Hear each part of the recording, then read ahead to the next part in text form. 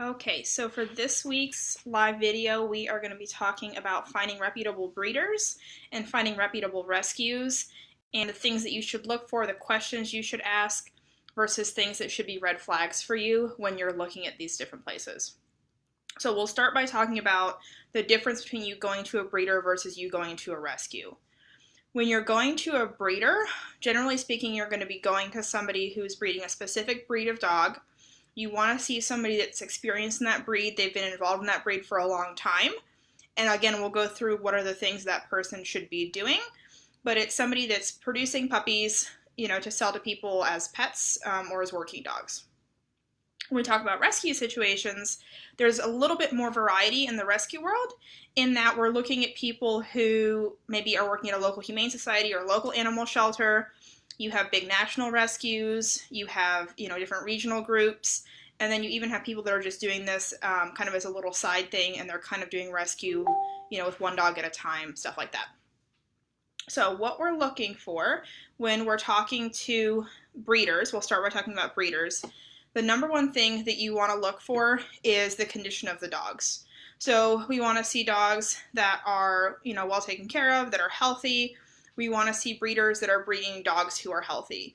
And part of that means breeding dogs that are an appropriate age. So you want to see for dogs that breeders are using dogs that are at least 2 years old for breeding, because the other thing that we're looking for is health testing. And certain health tests, the dog has to be 2 years old before they can complete those health tests. Specifically, any of your joint tests. So they'll do hip x-rays, elbow x-rays, shoulder x-rays. And if you guys are wondering what tests should be performed for the breed that you're interested in, if you go on ofa.org, there's a website that will have a list. It's called a CHIC, and it's a canine health guidance for dogs for each breed. So you can look at, say, a Malinois or a Shih Tzu or a Maltese, and it will list for you the different health tests that your breed should have.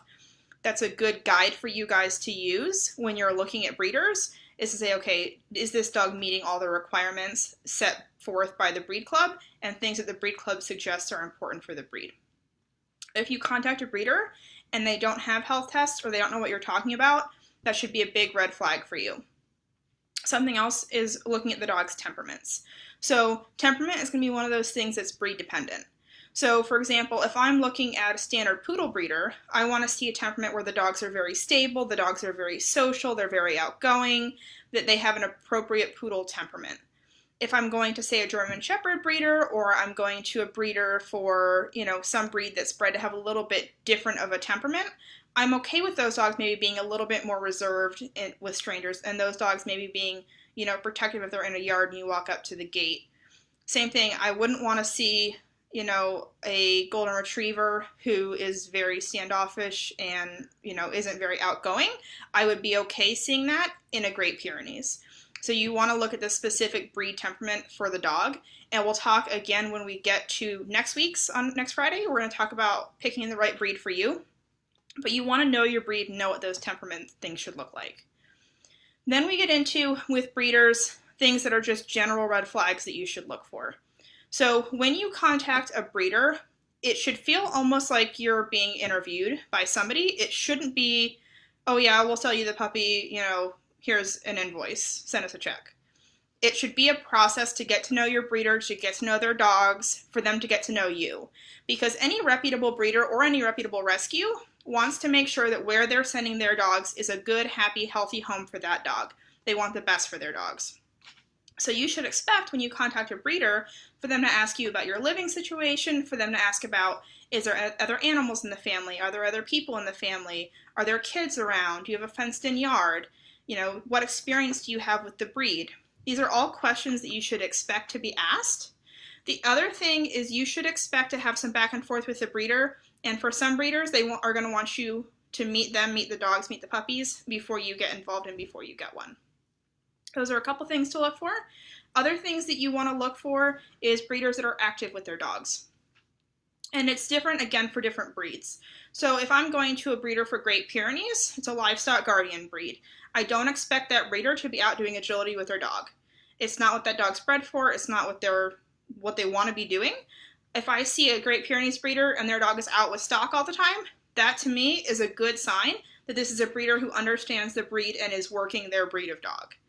Same thing, I wouldn't expect somebody with a Mastiff necessarily to be out, going and doing agility. But if I'm looking at a Border Collie breeder, an Australian Shepherd breeder, I want to see them doing something like herding or agility or obedience or something where they are testing their dog's temperament, testing their dog's abilities. Dogs that can go and compete in those type of environments, you have a pretty good idea that you're getting a generally good temperament with those dogs. And you know that the breeder's putting in enough time into their dogs to really know what those dogs are like. So this is some of the stuff that you guys need to be looking for when we're talking about, finding the right breeder to work with. Don't be stuck. So especially if you have a breed that's not a super common breed, it might be that there's nobody in your immediate area that fits all these criteria. That's okay. Go to the breed club. Every AKC breed has their own breed club. You can go contact the breed club, the National Breed Club, which you can find on the AKC website. If you have issues finding it, feel free to message me. I can help you find it. And they will be able to direct you to a breeder that's close to you or someone who kind of meets the criteria of what you're looking for. So if you're somebody who's looking for a golden retriever, for example, maybe the best breeder to send you to if you want a pet, for a home with, a couple of young kids, maybe a field line golden retriever isn't the best fit for you. That's going to be a very high energy, high drive type of dog. Maybe your better bet is going with a breeder who breeds for conformation or breeds for the show ring, because those dogs we generally expect to be a little bit more laid back. So you want to find a breeder who has the same goals as you, and this is why, again, it's important to be very honest during that little interview with what your goals are for the dog and what you're looking for out of the dog, so that your breeder makes sure that they're the right fit for you. Because just as you want to make sure you have the right dog for your family, they want to make sure that you're the right family for that dog. So those are kind of the red flags for you to look for with breeders. And then there's just some general stuff. You don't want to see breeders breeding for pet stores or selling in pet stores, breeders who have an automatic purchase button on their website for you to be buying puppies. Those are all huge red flags. Breeders who are, won't send you pictures, won't send you videos, breeders who seem like they're not telling you the truth about stuff. Those are all things that you want to avoid. On the other side of things, now we can get into talking about rescues. And with rescues, again, we have a couple of different options to go for a rescue. So when we talk about local humane societies, this is where, again, this is going to be, with a lot of things in dogs, it depends. So if I'm looking at my local animal shelter, a lot of local shelters don't have a lot of funding. So with those rescues, it might be that when I walk into that shelter, I'm not seeing all of the things that I would necessarily be looking for. A lot of rural Kentucky shelters and rural shelters in other areas, they might not have the funding at that shelter to provide spay and neuter for all the dogs that are going home. So normally I would tell you, if you're going to a rescue, the dog should be spayed, neutered, microchipped, fully vaccinated by the time that you take it home. Sometimes with those rural shelters, that's not an option. It doesn't mean that that shelter is not reputable, and they should have an agreement in place with you that that dog gets spayed and neutered after you take it. But if you're looking at those shelters, you have to understand that those dogs have not been health screened the same way that they would at a bigger shelter. And it's just because they don't have the resources. So it's not to say that those dogs are off the table for you, but they haven't been behavior eval'd the same way and they haven't been health eval'd the same way. So if you have a situation where you don't want a dog with major behavioral or health issues, that's probably not the best route for you to go. It's not a guaranteed problem, but it's the potential for a problem. And this is something else when we talk about the difference between getting a dog from a breeder and from a rescue. Generally speaking, you have a better idea from a breeder, knowing what you're going to get, than you do from a rescue. And that's because with rescues, we don't know the genetic background of that dog, and we also, we can get a history from the people that had that dog before, but it might not be the best history. Or maybe we found that dog, loose on the street somewhere, or the dog was abandoned somewhere. In those cases, we don't have the best history for that dog. If you're in a situation where you have young kids or you have other animals in the house, whether it's cats, other dogs, and you're like, hey, I want to make sure that this is really going to go well with my dog, or I want to make sure this is going to go really well with my kids. My suggestion to you there, if you want to go the rescue route, would be to look at some of the national breed rescues and to find, again, a breed that works well for you, and then to find dogs that are in foster homes. And we're looking for dogs that have been in foster homes for a little while. My recommendation is 2 to 3 months. You're looking for a dog that's been in foster home. The reason for that is that it takes a little while for dogs to show their true colors. You have a dog that's made a huge routine change, going from wherever they were before to the shelter to then probably being pulled from the shelter by this breed rescue and going into this home. They're going to be a little bit subdued and they're going to be a little bit outside of their normal behavior range when they're in that situation. The longer they're in that foster home, the more they're going to come out of their shell and the more you're going to see the true character of that dog. As we see the true character of that dog, it's easier to see in a foster home than it is to in the shelter. The shelter environment is really not the best environment to be evaling dogs in, especially if they've been there for a while. So with the shelter, when dogs first get in there, again, they're kind of shell-shocked, they're kind of trying to figure things out. After a while, it gets to be a very frustrating environment. They get frustrated being contained a lot, they get a lot of barrier frustration, you might see resource guarding start to build on some of those dogs, and other negative behaviors. Or it could be that we see a dog who maybe would exhibit those behaviors, but isn't comfortable exhibiting them when they're in a situation where they're in that shelter. So those are a couple things that you want to think about. When a dog's in a foster home, I can look at a foster home and say, okay, the foster home that has this dog has 3 cats in the house, I have a cat in the house. And that foster has a lot of experience with that dog because they spend all day with it, day in and day out. So they're going to be able to tell you, hey, this dog is great with cats, except maybe they play a little bit too rough when the cat runs. Or, hey, this dog is completely not a good fit for a home with cats. We've tested it. We know it's not going to work. It's a better test for that dog than them just seeing a cat in a cage at the shelter, which is generally what the behavior evaluation looks like. So with that being said, again, you can go and talk to the breed club, just like you would to find a breeder. Breed clubs also work with rescue. So they'll work if there's a purebred dog that comes into shelter to help that dog find the right home. So now let's say we're at our local shelter, we're trying to find a mixed breed dog at the local shelter. What are things that we should look for? The number one thing when you're getting a dog from rescue is that they should be honest with you about the background of the dog. So you shouldn't be getting multiple pieces of information from different people that contradict each other, and they should be able to tell you that the dog has had a behavior evaluation. And not every behavior evaluation is created equal, but they should have done something to check for the dog's sociability with people, their sociability with dogs. Maybe not with cats, it's not always an option for some shelters. Ideally, yes, but for some places, they just don't have the resources to do it. But for sure, at least with people and dogs, they should be tested around those kind of things. Also, again, like I said before, when we have a shelter with the funding to do it, we want to look and see that that dog has been spayed or neutered, they've been vaccinated, that they have a microchip, and they've been health checked. And that kind of gives you a good baseline, and this is one of the benefits to getting a shelter dog, is there are dogs in the shelter who are fully house trained, who have been raised in a home, they're healthy, they're vaccinated, they're spayed and neutered, and it kind of cuts out some of that initial puppy phase for you. That's a great option for some people. But again, we want to make sure we know that dog's background. Other options that you have, and this is something I recommend to people sometimes, is if you're not sure what type of dog you're looking for, see if you find one of these shelters that fits the criteria of being a reputable place. Go and talk to them about potentially doing some foster work for them and working with people in the shelter, working with some of the dogs, and then they will allow you to foster to adopt, which means I could see a dog in the shelter and be like, hey, I think this dog's a good fit for my family. Bring the dog home, foster it for a month or 2, see if everything's still working out. Worst case scenario, it's not working out. It gives the rescue more information about that dog, and that dog's been living in a house for 2 months instead of living in the shelter, which is good for the dog.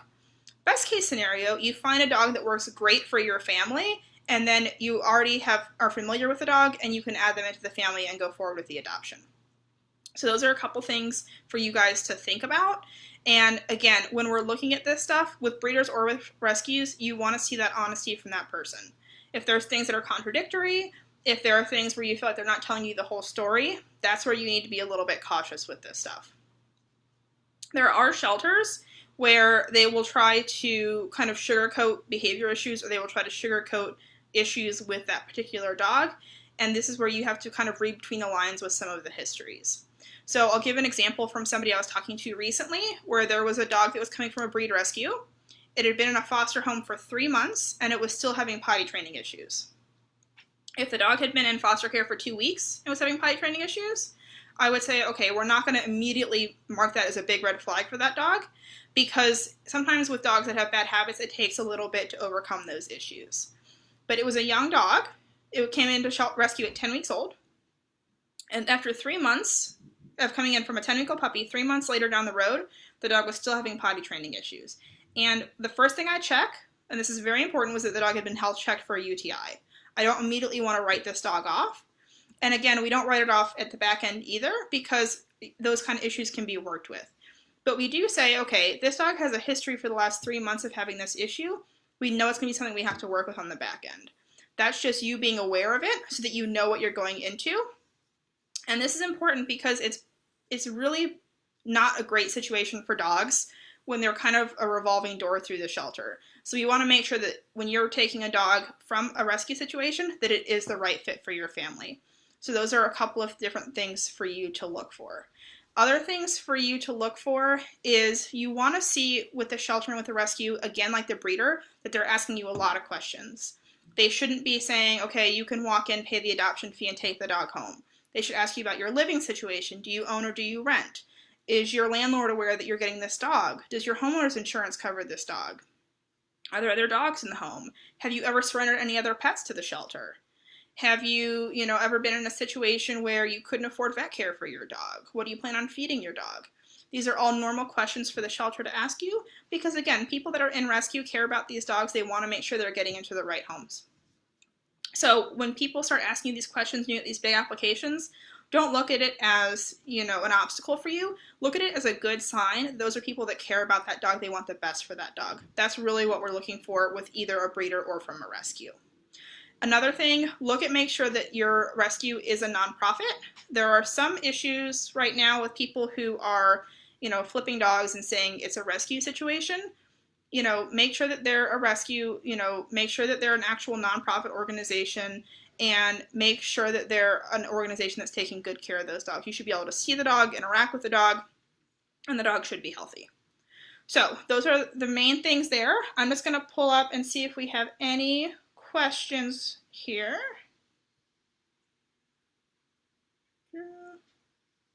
Let me see.